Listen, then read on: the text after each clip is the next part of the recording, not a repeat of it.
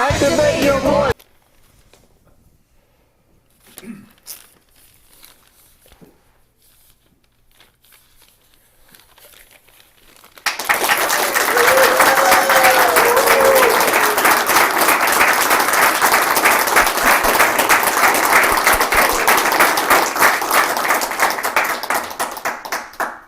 Welcome, everyone, to a special edition of Activate Live. I'm Tanya Hutchins, a communications representative with the Machinists Union.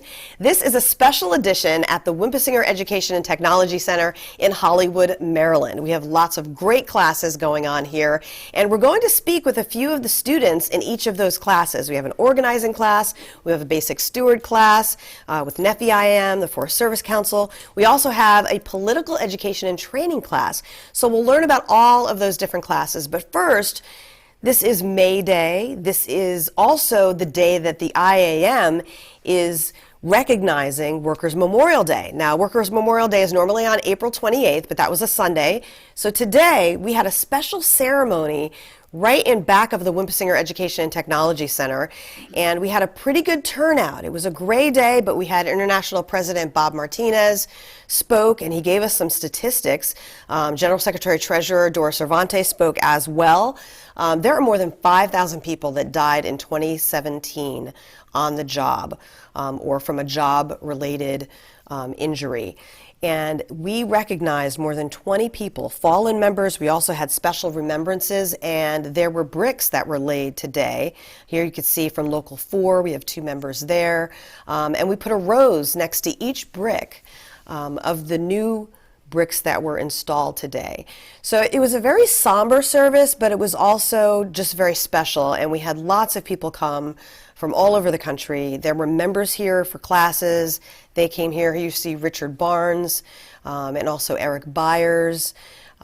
Their family members were here, and they even had from Letterkenny, there were members who actually rode their bikes down here, and I think it was like 2.5 hours that it took them to get here.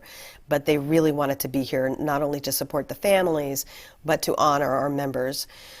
So we do this every year, our Workers' Memorial Service, and this bell that you see here is tolled when each of the names is read. And I'm actually going to read you some of those names now. So we honor today, our fallen members included Steve Ray Fowey, IAM Crest, he was the Headquarters Safety and Health Department, Guy Hall Jr. of Local Lodge 24, Anthony Bonds, Local Lodge 4, Frank Pronk Gatton, Local Lodge 4, Michael Kaczynski, Local Lodge 4, also Dan Holmes, Local Lodge 460, Rusty Staubs, Local Lodge 460, Russell Byer, Local Lodge 1202, Vicente Juarez, Local Lodge 1202, Benito Elizondo, District Lodge 10, Phil Neuenfeld, Local Lodge 1916, Mabel Poole, Local Lodge 773, Billy E. Stiver Sr., Directing Business Rep for District Lodge 27, John Mendenhall, Local Lodge 845, Alan Lowe, Local Lodge T6673, Thomas Neese Jr., Local Lodge T6344, Richard Rich Pasquarella was an Assistant General Chair for District 141, Richard Barnes, NFFE Federal Lodge 1429, and Eric S. Byers, NFFE Federal Lodge 1429. Now there were also several remembrances. There were special remembrances. There was retired Assistant Secretary to the GST, Michael Dorsey, retired Business Rep for Local Lodge 10, Bill Eco. I apologize if I did not pronounce that right. Retired Secretary Treasurer and Educator for Local Lodge 731, Ernest Hartless. Retired Grand Lodge Rep Carl Heim. Retired Communications Rep David Stack. And we have Linda Margaret Buffenbarger, the wife of retired International President Tom Buffenbarger. And Vincent Martinez, the brother of International President Robert Martinez Jr. So this was a very special occasion for us today. Very sad, very somber, but we had a very good turnout, and we're just trying to remind people that there are so many people that are either injured or killed on the job, more than 5,000 people in 1 year, and 2017 was the last year that we had statistics for. because it takes time to gather all of those statistics. But International President Bob Martinez said that more than 5,000 people, that amounts to something like 14 people a day. So can you think about that? 14 people a day that are dying on the job. So that's one of the most important things I think about having a union contract is we have a place to study about union safety, and we have safety committees. So that's one of the things that we're going to talk about with some of our students today, because they were in the audience as well. And we are actually going to start with our first class that we're going to talk about is the organizing class. And our first guest is Keisha Dunlevy. And Keisha is on the Massachusetts State Council of Machinists, and she's the Secretary Treasurer. So thank you for being here. My pleasure. Thank you. Thank you so much. What did you think of that service today? I was moved. It was very moving. Dora had a lovely poem that she read, and she was moved, and it inspired. It did. It really touches people, even if they've been to more than one. It's just, it really gets to you that, we're talking about people's lives. Real people. And that's why the union's so important, is, it's people's livelihood. And we're trying to take care of them and help them take care of their families and their communities. And we certainly don't want them to lose their lives while they're going to work. No, we always say that. We want them to go to work and come back the same way they went. Yeah. Safe. Well, first, tell us a little bit about you and how you got involved with the IAM. I work for the Machinist Union in Boston. Local 264. So that's that big happening with the MBTA bus mechanics. I am so proud of them, and we also represent other places as well. Boston is a fantastic town. The wave that's going on right now with the union. There was a Stop and Shop strike as well. And you all supported that as well, right? Absolutely, absolutely. And in fact, some of the people that are running for president, Joe Biden and Elizabeth Warren, came out. It's the wave. The union wave is fantastic, and I am so honored to be a part of it. And so, when did you join the union? I joined in 2016. Okay. I was hired in 2015, and I had to put in a year before they said, I think maybe you should be a part of this. And I said, yes, I should. Most definitely. What made you become interested in wanting to go further and be more involved with the union? The wave, and that's my term, that it's so exciting what's going on in Massachusetts right now, that people see how much good we can bring to the community, the individuals, the company, and that's the organizing class. I have to admit that I'm pretty excited because I'm in the middle of this class. Why did you want to take that class? Because being part of the union changes people's lives. And it's not just because we have a job. It's not just because we're bringing home a paycheck. It's because we're helping our coworkers. These are the people that we probably play baseball with after work, and their kids are going to the same schools. It's a community, so it's not just a community where you live, it's a community where you work. We're showing a picture of your class photo. So you're meeting people from all over North America. Yes, wonderful. Someone came from Hawaii. She's having a hard time the first day staying awake, but after that she's doing fantastic. So what are you learning in this class? Well, from my perspective, being a woman in the union and being a woman in the workforce, there's so much diversity. So not just gender, but we're talking about religion, ethnicity. Those minorities aren't as minorities as they used to be. They're growing. And we need to include them, and we need, that is part of our community, and I feel that we need to be inclusive. Women are important. They're running for Congress, they're running for the House of Representatives, they're running for president, and it's important that people know that women can be leaders. And even in our own union. Even in our own union, yeah. And minorities as well. We shouldn't count anybody out, and I'm all for bringing them in. Excellent. So do you have any tips you'd like to share from your class about what you've learned this week? It's all about being inclusive. You don't know that person that you're not sure about. Why don't you find out? Find out what they do with their free time. You might find out that they have a fantasy soccer league, which is almost the same as a fantasy football league. You have something in common now. And inclusive. What about your kids? And what about your mom that's getting older? It's all about including and being a community, because we're all touching each other wherever we are. So what do you hope to take back with you when you go back home after this experience? I'm hoping to share that with all those guys that I work with. 30% women, woohoo! That's pretty good. Yeah. Oh, that's great. Anything else you'd like to mention? I feel pretty good about the inclusivity. Minorities, be aware of the people around you, wherever they're from. They're a part of your life. They're a part of your community. Getting to know people is so easy by just so talking easy. to people and learning about them. And Yes. we find out we have so much in common that we never knew. That's correct. All right. Well, thank you so much, Thank Keisha, you. I appreciate it. for being here. We appreciate it. So let's hear for Keisha.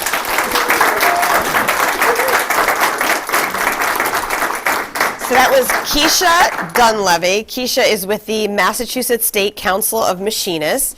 And Keisha was taking the organizing class this week. She actually still is, because she has a couple more days to do that. But another class that we have here, we have members of the National Federation of Federal Employees, NFFE-IAM, and the Forest Service Council is here. So Bridget Higbee is here. And we're going to talk to Bridget a little bit about what you're doing in your basic steward training and just why you wanted to be here to take this class. I wanted to be here because I wanted to take an extra step to be able to stand up and fight for the workers who don't have a voice or don't feel like they necessarily have a voice. The more of us that stand together, the greater chance we have to have better wages, better safety in the workplace. That's a huge one. The numbers, there should not be occupational deaths in the workplace. So that's a big one, safety. And then, of course, the discrimination that goes on in the workplace. So what is a typical day like for you as a steward?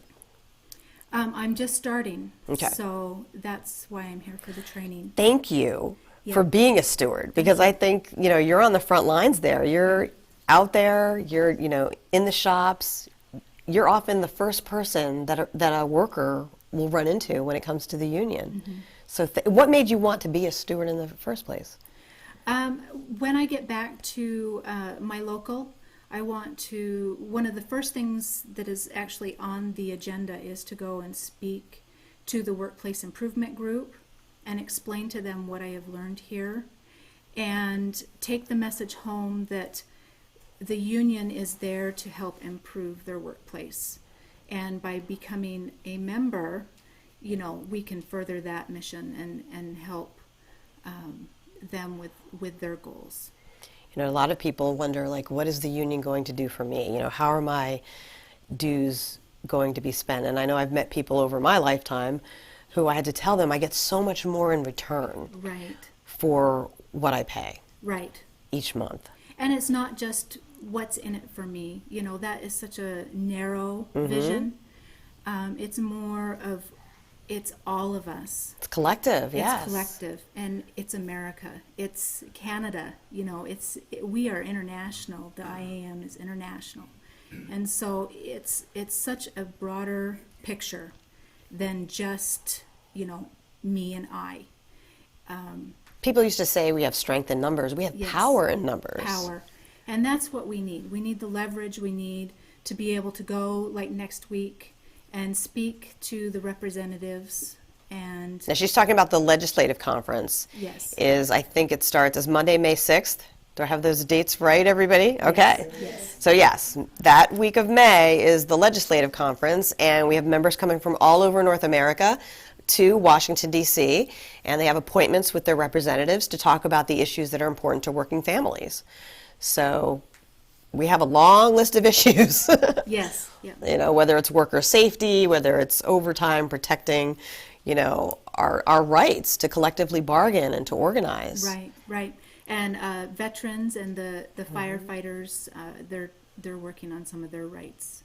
good. So if they're injured on the job, they don't necessarily get all the benefits that are afforded to them. So I can imagine a lot of the firefighters that we have that are out there just in the thick of it. yeah, I mean, we don't really think about it. We take them for granted Right. that they're out there risking their lives Yeah. for everyone else. yeah. Our first responders. And we're such a diverse union. We have so many different members in NFFE. Right. The federal workforce is quite broad. So it's amazing to learn the structure. So what advice do you have for anybody who has never taken this class? What would you say to them? The first thing is to make sure that you have the master agreement and to look through that and read that, to make sure that you have your statutes, so that you can refer to them, because that is what you need to know your rights. And this is your class right here. Yes. It's a small class, but a very important class. It is. Our dynamics, normally it's a larger class, but this way we can collaborate and work together more as a team. They have broken us up into 2 unions for our exercises, but it works really well because we can do class exercises and different things together and bounce ideas off each other. So that works really well. That's great. Anything else you'd like to mention? I'm just so happy to be here, and I hope to extend my education through the IAM and continue with the union. So Well, you're at a great place. We have so many classes here, and we're glad you're taking advantage. yes, thank you. Well, thank you so much. Let's hear it for Bridget Higbee.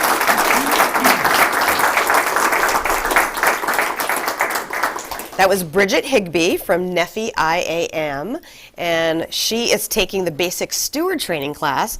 Now we're going to talk to Ed. Ed, you are also in that basic steward training. That's correct. What made you want to be a steward? Well, my situation is a little bit different. In 2009, I received an unfair performance appraisal, and I went to the union for assistance on it. And this is really a payback for the services I received from the union and the support. So you needed help, and you went to your steward Yes. and explained the situation. Yeah, I was our representative. Okay, your representative, and you were able to get help. Mm-hmm. And I'm just so glad that you did that. I mean, asking for help is the first step. Yeah, it's hard for a lot of people to go that route. So now do you feel like the tables are turned? You're becoming a steward now? Yeah, and I think the importance of it also, at least in our lodge, is that there aren't too many people who are willing to step up to the plate to be a union steward. So How do we change that? How do we... pizza parties? Bring the food, they will come, right? Free food. I think getting people, doing outreach is the way to get people involved in the union activities and letting them know what kind of benefits they can receive from the union that are not related to grievances and conflict, but more so related to programs like wellness and Free college. yes, and maxi flex schedules so that they can work with their supervisors and everybody can have harmony. How does that work, the MaxiFlex? Basically, you have to get permission from your supervisor, but the way it works is that if it makes sense for you to be working certain hours, you can work outside of the regularly scheduled program, which would be 8 to 4:30. So that could help so much with people's schedules, especially if they have absolutely. kids or if they have to take a Yeah. class or something. Right. Oh, that's wonderful. What stood out to you this week? Well, Go- for me, this has been a lot about learning the paralegal and procedural aspects of union work. Back on the home unit, I work with a seasoned veteran, and he's been a union representative for over 20 years, and I deal more with the human condition when I'm working on cases with him. So this is fairly procedural for me. It's a learning experience from an educational perspective more than from the human standpoint. Although, with that being said, the networking is very important as well, and this is a great opportunity to do that. Tell us a little bit more about where you're from and what you do. I'm from Arizona, well, I live in Flagstaff, but I work in Williams, Arizona, which is about 60 miles south of the Grand Canyon. And I'm a recreation technician, so I spend 90% of my time in the field. I do everything from cleaning the vault toilets, which may not be so glorious, to clearing trails in the wilderness with crosscut saws. I take care of rental cabins. We have a cabin rental program. We have historic rental cabins that are available to the public. So you do a little bit of everything. Fix fences. Yeah. Oh, that's great. Well, thank you. We appreciate it. Anything else you'd like to mention if someone's thinking about taking this class? I would say that if they're planning to take this class, they should really consider that it's going to be a lot of information that they're going to be trying to retain, and not to be frustrated if you can't get every little detail. I'm going to have to go back and review the master agreement a little bit more and become a little more familiarized with some of the policies, but it's been a great experience for me. My instructors have been excellent, and yeah, nothing but praise for them. Great. Thank you so much for being here. Thanks. Ed, all right.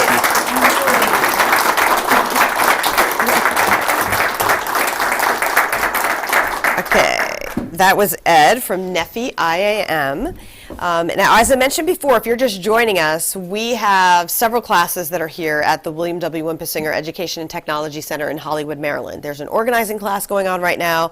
There is also basic steward training going on for NFFE-IAM, our federal employees. And we also have a political training and education class that is going on. So we have Brian Ilic with us right now. And Brian, tell us a little bit about you, where you're from, and what you do. Okay, so I'm from Chicago, Illinois. I'm part of Local Lodge 701, Automobile Mechanics. We're a large local, and we represent automobile mechanics and forklift workers. Trying to think of who else we represent. There's Equipment Depot and some other places. Basically, anybody who works with like hand tools, repairs, stuff like that. So what made you decide that you wanted to get involved with the union? Actually, I was part of a collective bargaining unit in 2016 that was on strike, Rocheford. I don't know if you're familiar with it. Bill Lipinski was my BA at the time. And we went out on strike because they didn't want to give us a fair contract. That shop actually ended up decertifying, and I ended up going to another shop. After that point, I did not want to let anyone take any of my collective bargaining rights away. So, I mean, that hit you close to home, obviously. Very close to home. It was very upsetting. I just purchased a home about 6 months prior, so it was a shot to my livelihood. So what does that contract mean to you, to be a union member with a union contract? Well, it gives a worker protection, a peace of mind, and dignity on the job, that you know that you're going to have a fair wage and benefits for your family so you can provide. So what has this week been like for you? What have you been learning? Because you've been talking about a lot of issues. So the political class, basically we're learning about political action and how it benefits labor, how to run a campaign as well. Other than that, we've had some guest speakers come in from a couple committees that help get people elected and whatnot. So it's been a real eye-opener to see the political side of everything. We had a stat that we ran last week that said something like 900 people in the United States were elected to office that were union members. Correct. So 900 people. It's really growing in terms of union members representing us in the United States. How important is that we do have our voices heard? There's a saying I've heard come out of a couple people from my local, and elections have consequences. And if you don't have the correct people in office to represent your voice, it doesn't get heard. And, you know, unions are under attack today up on Capitol Hill. And we need people that represent our values for our members. Okay, I've been seeing posters all over the building here in the Winpisinger Center, and I saw one that you had, and it was like, there it is. It says Brian Ilic for Congress, Yeah. 17th District. So you actually had to go through the steps of a campaign. Correct. So we're running like a mock campaign, and there'll be an election on Friday. Are you going to win? I sure hope so. Hopefully my constituents vote for me, you know. Okay. So what have you had to do? Do you have to go out and talk to everybody, or? So it's like running an actual genuine campaign. We hand build. We made, obviously, like the flyers and whatnot. I do have to tell you that Jana, Yeah. she has really big signs. Yeah, she does. Is Jana in here? I think she is. Where's Jana? I don't know. Okay, don't see her. Jana's signs, I saw them in like 3 different places. Yeah. And she put them in places that I never would have thought. So I'm just walking outside and I look up and I see this huge Jana for Texas sign. Yeah. But yeah. It's been a lot of fun, and you know, there's like no animosity between the running mates. It's just to see like how to run this campaign genuinely. And what I'm going to take from this is going back to my local, helping, you know, political action help our local level at the local lodge level, and also I'm going to be running in my community for a position. What are you interested in running for? So currently I'm a potential candidate. We're doing some polls, and we're going to see if for highway commissioner or like a trustee type position would be the best position for me to run for. Okay. That's That- great. yeah. What And- made you decide that you were really going to go ahead and go for it? Well, ever since, like I talked about, you know, my collective bargaining rights being like basically taken away at that one job that I had, I've become a huge advocate for labor, and I want to give labor the largest voice that I could possibly give it for my local lodge and for my community. There's so many issues out there. Which one speaks to you the most? I mean, we have... Well, I mean, the biggest one is right to work, obviously. I mean, that affects us all. It sounds like a good thing, but it's not. Yeah. Everyone knows what it means. I mean, it does nothing but kneecap unions and try to bankrupt them, basically. So, Yeah, and you make less money in right-to-work states. correct. And have less protected rights. That's true. Wow.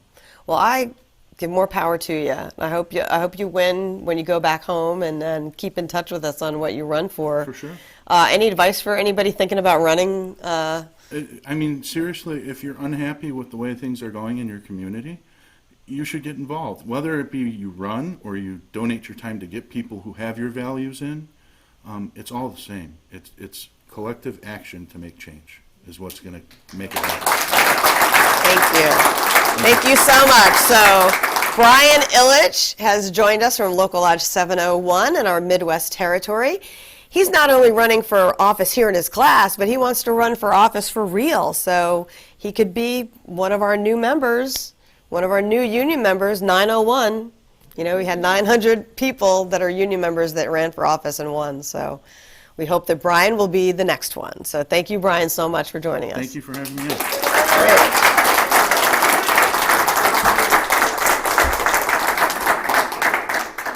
So we've been talking to some students who have been taking classes here at the William W. Winpisinger Education and Technology Center in Hollywood, Maryland. And the class that we're talking about now is actually a political training and education class. And Junior Alegría is here. Did I get it right? Pretty close enough. Pretty close. Okay. I was like, I don't want to butcher anybody's name. But what has the class been like for you this week? It's been quite hectic because I took on the role as a campaign manager for Jenna for Texas. So, Are you the one that put up all those huge signs? with help from the rest of the people on our team, yes. So, I have to put it, well, Luis put a sign that was on the women's bathroom door. You can't miss that because everybody has to go to the bathroom. So you've been doing great with publicity, Yes, right? yes. Luis is over there laughing. What stood out to you? Are you okay? Yeah. All right. What stood out to you this week? how much work it really is to put together an effective campaign. least I hope it's effective. I'm hoping we win. Sorry, Brian. So it's a lot of work. It really is. And if you want to run a very successful campaign, then you got to put in that effort. Like you said, we have 900 unit members who are elected. We need to get more out there. They have our best interests at heart. And that was only in the United States. You know, that we didn't even touch on Canada yet. Yeah. You know, because we have some Canadian members that are running as well. So we just talked to Dan Jansen last week, who is running up in Canada. Funny story, I went to Young Machinist with Dan a couple years ago. You Here did? at the Winpisinger Center. Do you think he has a shot? Of course, anybody that comes from here has a shot. All right. So for all the people that weren't able to be here this week, and they're interested in taking this class, what is it like? You better come ready to write down a lot of stuff and do a lot of studying. It's been a lot of studying in our little breakout sessions. And you're taking knowledge from a fire hose, man. Just catch what you can catch and take a lot of notes. And You've had speakers? Oh, we've had several speakers. Okay. So Rick de la Fuente's talked to you. Hassan Solomon has talked to you. He's a really good speaker, too. He spoke today, didn't he? Today. Oh, that's wonderful. Yeah, he has a lot to say, and trying to take everything he says and remember it all is difficult. Both of them, Rick and Hassan. So do you think that you would ever run for office? Absolutely. What would you be interested in? I would like to start at the state legislator. We have two that run in my little area right now, and I would like to run against them, but I might start a little bit smaller and work with the school board first, just to get my feet wet. A lot of people do that. A lot of people will start with school board and then go to city council and then go to state office. So, I like biting off more than I can chew. I might just go big to start with. hey, it's experience, right? It's experience. You learn from every experience. Anything else you'd like to share with our viewers at home who are trying to learn as much as they can about these courses? Get involved. If you can get involved with your union and have a chance to come here, do it. You learn a lot while you're here, but more importantly, the connections that you make while you're here, when you leave here and you forget something that pertains to whatever you're doing right now, you can reach out to those connections you made, and there's a good chance that they retained it. I still keep in contact with my young machinist group, and pop off a lot of questions all the time with them, and it's still pretty active. So We can all learn so much from each other. Yes, ma'am. So, well, thank you so much for joining us. We appreciate it. Good luck. Good luck. I was supposed to give an organizing tip earlier, and I forgot to do it. So Joe Heckman is so kind. He has all of our graphics lined up, and he's just a few feet away from me. So each week we'd like to give you some sort of organizing tip, and this week we would just like to encourage you to take a class at the Winpisinger Center. You can go to the website, which is winpisinger.iamaw.org. You spell Winpisinger, Win, P-I-S-I-N-G-E-R.iamaw.org. And that's so funny. It's like win, pie, and then singer. I just realized that. And today is also National Skilled Trades Day. So thank you so much to all of our members out there throughout North America that are in the skilled trades. We appreciate you. Today was a day to recognize you. So if you know someone in the skilled trades, go ahead and let them know that you appreciate them and the work that they do is so important. We want to also remind you that we have registrations due here for classes that are coming up here at the Winpisinger Center. May 10th is the deadline for news writing for communicators. There are some prerequisites for that, so make sure that you go to our website and look up what those are. May 13th is the registration deadline for financial officers, and June 3rd is the deadline for EAP 1. We have some state council meetings coming up. New York State Council of Machinists meets in Niagara Falls, April 28th to the 30th.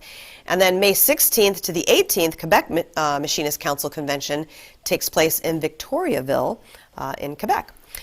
And we mentioned earlier, we'll mention it again, Legislative Conference is coming up next week. That's May 6th through the 8th. People all across the United States we're going to converge on Washington, D.C. to meet with our representatives in Congress and to let them know that we want our voices to be heard when it comes to issues that are important to working families. So no matter what that issue is, we want to protect our organizing rights, our collective bargaining rights. We want to protect our contracts that we have. And June 10th to the 14th is the IAM Wood, Pulp, and Paper Conference, and that is going to be in Biloxi, Mississippi, and Joe and I will be there to do a special show there. And I can't go without saying that June 4th through the 6th is our communications conference. This is for communicators all across North America. We get the voice activation term because we are learning to activate our voices. And we're trying to teach our communicators and others who work in communications in our union to make our voices heard. So this will be a great conference. It's at Planet Hollywood in Las Vegas, and we'll all just have a great time learning about communications, whether you have experience or not. So we have one last guest, and it's a familiar face. We have Edmundo Osorio here. Yay! And Edmundo has hosted 2 shows that are the Spanish version of Activate Live. It's called Activate Latino, and I'm going to let him give you the surprise about what's coming up later this year. So why don't you just let them know what's coming up? Thank you, Tanya. Hola, les saluda Edmundo Osorio, aquí de la Unión de Maquinistas en el Centro Educativo Winpisinger, invitándolos a que nos acompañe el 14 de agosto, miércoles a las 3 de la tarde, para una edición especial de Actívate Latino. Tendremos aquí en el Winpisinger Centro, tendremos el programa de Entrenar al Entrenador desde el 11 al 16 de agosto. Este programa capacita a todos los participantes para que regresen a sus logias locales y ellos también puedan desempeñar el mismo labor que hacemos aquí. Ella es el programa que capacita a la próxima generación de educadores. Ellos regresarán a sus logias y podrán ellos también educar a sus afiliados. Así que si usted está interesado y quiere registrarse y ya ha cumplido con el programa de avanzado, acuda a su logia local, hable con los líderes a ver si se puede usted inscribir para el programa. Tenemos varios programas en español y va a ser una semana muy informativa. Así que acompáñenos a ese programa, Actívate Latino, aquí en esta plataforma de YouTube, Facebook y Twitter. Yo soy Edmundo Osorio, recordándoles, ¿se puede? ¡Sí se puede! Gracias. De nada. I'm not fluent, but mark your calendar for August 14th. That's Wednesday, August 14th for the next edition of Activate Latino. So I'll be there in the wings, and Edmundo and I joke because every time I see him, I get a new word that I learn in Spanish. So you know what I learned today, and I hope I can remember it. ¿Cuál? Wait, let me think. I said it to my boss, Bob Wood. It's going to take me 1 minute. No, it wasn't cerveza. No. No tomo cerveza, no. Dos cervezas. Vino. Tequila. Okay. I can't believe I'm having subtitles on this. Don't laugh, but I'm going to try to go for it, okay? And it was Jorge who taught me this word. Because yesterday, you taught me milpas. Milpas, yes. It was correct. plantation, because there was this great restaurant he was telling me about called Cuatro Milpas. Cuatro milpas in San Diego, yes. correct. Right. So Jorge walked in, and I was like, I need a new word today. Hold on. Just give me a minute, seriously. I'm getting old, and I'm like losing it. I think you need to come to the Spanish program. I do. I need to come to the Spanish Immerse yourself program. in Spanish, so. Is it Algracia? No, I didn't say it right. See, I got to go back to school. You know, if I had just stuck with it. Algravio. Agravio, yes. Algravio. Algravio. Okay, Agravio, yes. I'm gonna have to say that like 20 times tomorrow. Algravio. Grievance.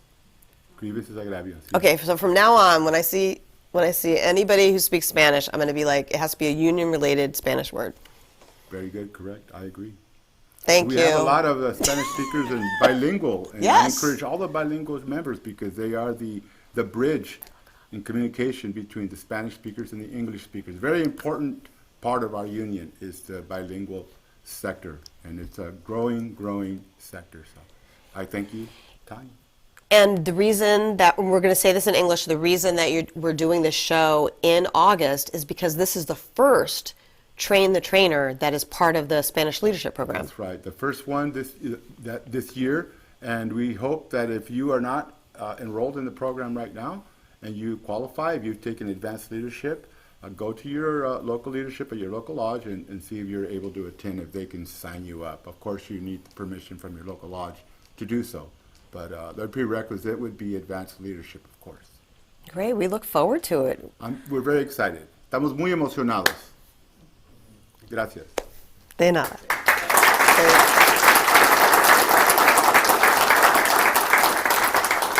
So we are so happy that everyone has joined us here, our studio audience from all of the classes here at the Winpisinger Center, organizing, the basic steward training, the political training and education, and Edmundo for giving us a preview of what's coming up on August 14th.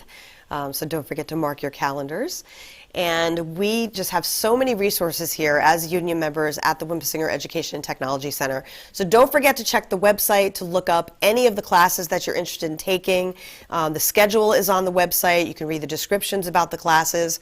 And we'll be back here again sometime soon. So we'll let you know when we have another special edition of Activate Live. We will see you next Wednesday. Did I forget anything, Joe? All right. See you then. Take care.